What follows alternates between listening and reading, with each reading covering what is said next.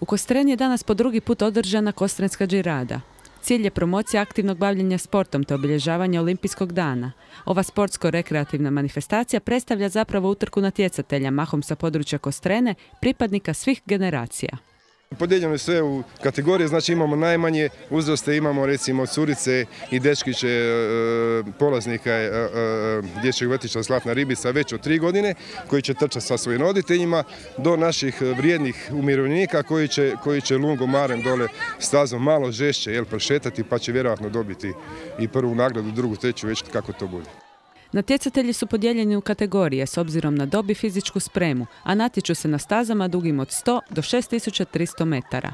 Dakle, imamo ribice 1-2, morčići od 1 do 4, sport i prosport. Nakon utrke svim osiguran topli obrok i piće i od 1 sat očekujemo natjecanje u potezanju konopa. Preko 10 ekipa, ima ih od svuda.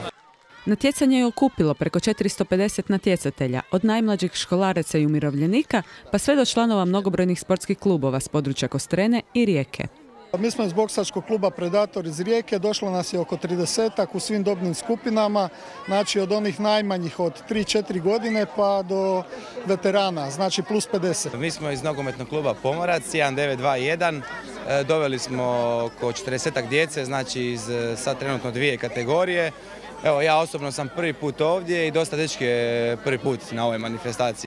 Sudeći prema broju okupljenih, želja organizatora da što više ljudi prepozna ideju promocije zdravog načina života kroz sport, druženje i zabavu, polako se počela ispunjavati.